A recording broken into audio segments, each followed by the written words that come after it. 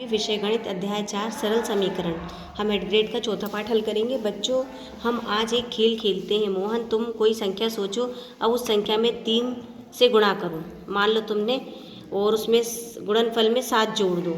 अब तुम्हारा परिणाम क्या आया? मान लो मैंने सोचा 5 में हमने 3 का गुणा कर दिया, 5 15 और 15 में 7 जोड़ दिया, तो 15 और 7 कितना होगा? 22। अब तुम्हारा परिणाम आया मोहन, मेरा परिणाम 25 है। मोहन, जो संख्या तुमने सोची है वह संख्या 6 है।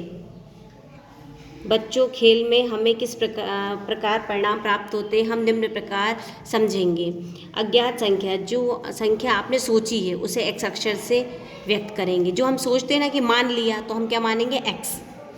तो एक्स वाई जेड टी कुछ भी मान सकते हैं, अक्षर का प्रयोग कर सकते हैं। जब मोहन तुमने संख्या माना एक्स सोची है, उसमें 3 का गुणा किया, 3x हो गई गुणा करने के बाद, फिर उसमें 7 जोड़ दिया, तो इस तरह से गुणा करने के लिए बोला तो 3x, जोड़ने के लिए बोला तो धन का चिन्ह लगाएंगे, 7 लिखेंगे।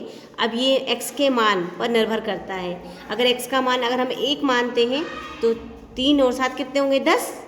अगर 2 मानेंगे तो 6 और 7 12, और अगर हम कुछ और मानेंगे तो बदल जाएगा। तो x y z चर राशियाँ कहलाती हैं। चर राशियों के मान निश्चित होते हैं, लेकिन अचर राशियों के मान निश्चित होते हैं।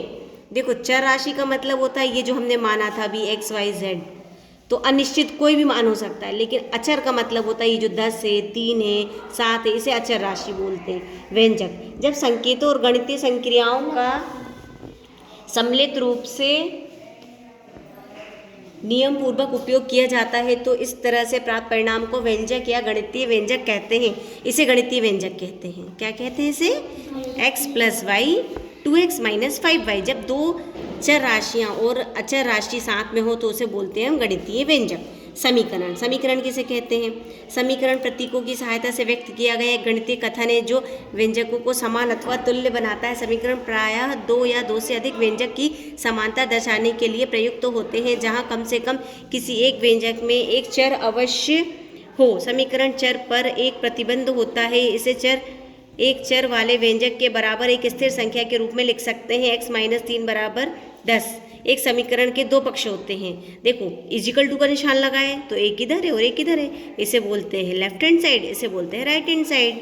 लिखा है लेफ्ट हैंड साइड हो रहा है, एक बायां पक्ष होता है, एक दायां पक्ष होता है, और बीच में समता मतलब = का चिन्ह होता है बराबर का, जिसके लिए समीकरण संतुष्ट होता है, समीकरण का हल कहलाता है। समीकरण के रूप में लिखना, जैसे x के 3 गुने में 11 जोड़ने पर 32 आएगा, तो x का 3 गुना मतलब 3 का गुणा कर देंगे x में, योग 11 तो जोड़ का चिन्ह लगा के 11 लिख देंगे, और बोल रहा है योग 32 है मतलब बराबर का चिन्ह लगा के हम 32 लिख देंगे। तो ये एक सरल समीकरण बन गया। इसे बोलते हैं चर राशि x। ये जो 3 है ये अचर राशि है, और ये जो बराबर का चिन्ह है ये समता, एक समीकरण बन गया। यहाँ पे x क्या है? एक चर है। और ये 2x - जो 3 है इसे बोलते हैं लेफ्ट हैंड साइड मतलब बायां पक्ष, और ये जो 7 है RHS मतलब राइट हैंड साइड, जो 7 है वो क्या था? दायां पक्ष था। समीकरण क्या हो गया? लेफ्ट हैंड साइड और राइट हैंड साइड बराबर होना चाहिए। समीकरण को हल करेंगे, इसको जब हम हल करते हैं तो उत्तर आया हमारा x = 5। अब हम अपनी गणितीय पाठ्य पुस्तक अध्याय 4 समीकरण पर कार्य करेंगे, साथ ही कुछ और प्रश्नों को हल करेंगे। पहला प्रश्न, निम्नलिखित में से कौन सा सरल समीकरण है? उत्तर है बी वाला, 2q - 6 = 0। अगला प्रश्न है, x का 7 गुना 35 है के लिए समीकरण, x का 7 गुना 35 है। अगला प्रश्न, x - 9 = 7 के लिए कथन है। x संख्या 7 x से 9 कम है। संख्या जो 7 है वो x से 9 कम है। देखो, x से 9 कम कर दिया, 7 आ गया। 2 - 6 = 0 का हल है। इसका उत्तर है 3। 6 को = के उधर ले जाएंगे, 6 आ जाएगा, 2 से भाग देंगे 3 आ जाएगा। समीकरण 4n + 17 = 25 को संतुलित करने के लिए 4 का मान होगा, इस चर का मान n का मान जो है वो 2 आएगा। हम 17 को इधर ले जाएंगे, घटा देंगे, फिर 4 से भाग देंगे तो 2 आ जाएगा। किसी संख्या का 7 गुना उसी संख्या के 13 गुने से 12 कम है, इस कथन को समीकरण में हल कीजिए। किसी संख्या का तो हमने मान लिया वो संख्या x है। प्रश्नानुसार 7 गुना तो 7 का गुणा कर दिया, उसमें लिखा है 13 गुने से, 13 गुने मतलब 13 का गुणा कर दिया। 12 कम है तो कम बोला तो घटाने का चिन्ह लगाएंगे और 12, ये हमारा समीकरण आ गया। अगला प्रश्न, किसी संख्या के 1/3 में से 1 घटाने पर 1 प्राप्त होता है तो वह संख्या क्या है? सबसे पहले हमने मान लिया संख्या x है। किसी संख्या के 1/3 में से 1 घटाने पर, तो 1/3 मतलब x/3 और 1 घटा दिया, कितना मिल रहा हमें? 1। अभी समीकरण को हल करेंगे तो ये माइनस का 1 था, इजिकल टू किधर लाएंगे तो प्लस का हो जाएगा, तो 2 हो गए, 2 हो गए। ये 3 इजिकल टू किधर आएगा तो गुणा में आ जाएगा, तो 3 दूनी 6, x बराबर 6। वह संख्या ज्ञात कीजिए जिसके 8 गुने में से 4 जोड़ने पर 60 प्राप्त होता है। माना संख्या x है, 8 गुने में तो 8 का गुणा कर दिया, 4 जोड़ने पे तो 4 जोड़ दिया, 60 बराबर का चिन्ह लगा के 60 लिख दिया। इसको हम हल करेंगे तो जो 4 था इजिकल टू किधर लाएंगे तो माइनस का जाएगा, 60 से 4 घटाएंगे 56 आएगा। फिर ये जो 8 इजिकल टू किधर आएगा तो गुणे में है तो भाग में आएगा, तो 8 से 56 को काटेंगे तो 7 आएगा, तो x बराबर 7 है। पूरक कोणों का माप, पूरक कोण क्या होते हैं?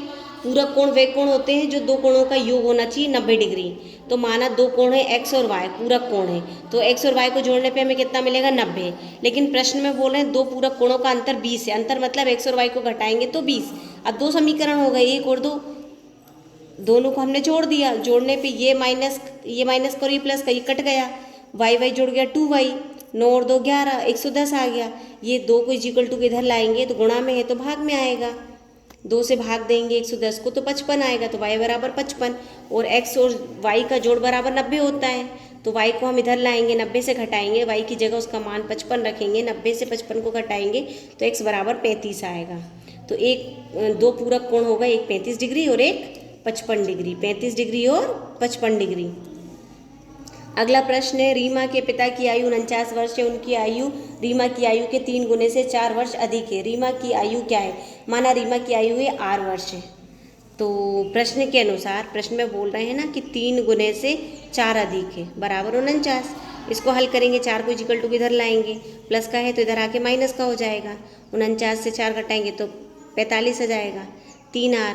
अब ये 3 को इजिकल टू किधर लाएंगे तो गुणा में है तो भाग में आएगा, बट्टे में आ गया, 3 से 45 को भाग देंगे तो r बराबर आ गया 15। तो रीमा की आयु कितनी आ गई? 15। अगला प्रश्न है, 60 बच्चों की एक कक्षा में लड़कियों की संख्या लड़कों की संख्या लड़कियों की संख्या की 1/3 है। लड़कियों और लड़कों की संख्या बताना है, तो माना लड़कियों की संख्या l है और प्रश्न के अनुसार लड़कों की संख्या जो है वो लड़कियों की संख्या से 1/3 है, तो l बराबर 1/3 l हो गया।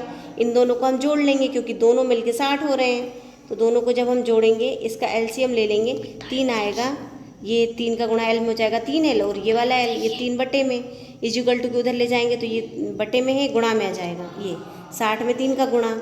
अब ये 4 गुणा में था तो ये भाग में आ जाएगा, 4 से 60 को भाग देंगे तो 15 आएगा, 15 का 3 में गुणा करेंगे 45 आएगा।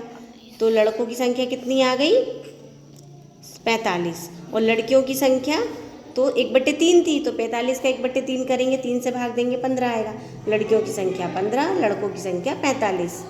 अगला प्रश्न हम देखते हैं, माना चावल, किसी परिवार में एक माह में गेहूं का प्रयोग चावल से 4 गुना अधिक होता है, मतलब जो गेहूं खाते हैं उससे 4 गुना अधिक, चावल से 4 गुना अधिक खाते हैं क्या? गेहूं। यदि दोनों अनाज का कुल उपयोग 80 किलोग्राम है तो दोनों अनाज अलग अलग भार ज्ञात कीजिए। मतलब हमें बता दिया इतना है अपने पास, गेहूं ज़्यादा खाते हैं कितना? चावल से 4 गुना, तो हमने मान लिया है कि चावल जो है वो c किलोग्राम है, तो गेहूं कितना हो गया? 4c, क्योंकि 4 गुना है, दोनों को जोड़ेंगे बराबर 80, 4 और 1 5, फिर 5 को इजिकल टू किधर लाएंगे तो भाग जाएगा, 5 से 80 को भाग देंगे तो आ गया 16।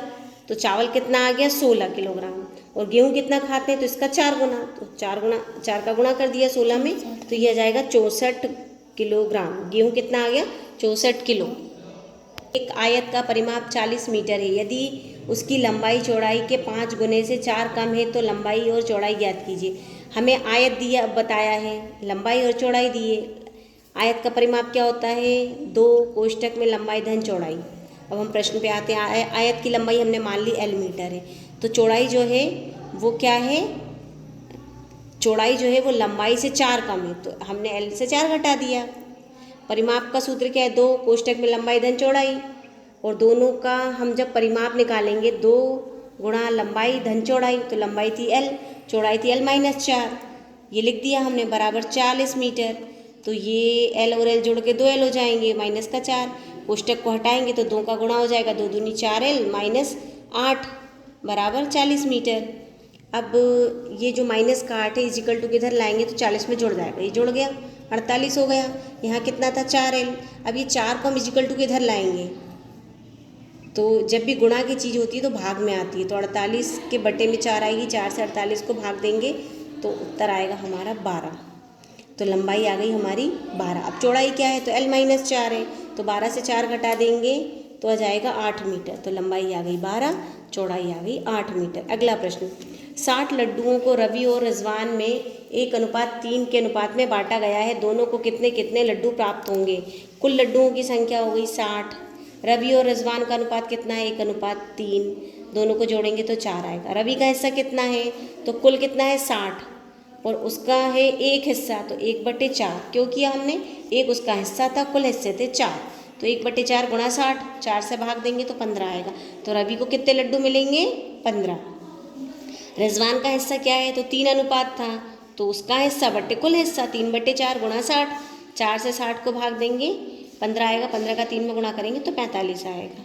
तो रिजवान को मिलेंगे 45 लड्डू, रवि को मिलेंगे 15 लड्डू। अगला प्रश्न, अपने पिताजी और माताजी की आयु के साथ अपनी आयु का संबंध स्थापित करके 2 समीकरण का निर्माण कीजिए। ये प्रश्न आप अपने मन से कर सकते हैं, हमने अपने मन से किया है।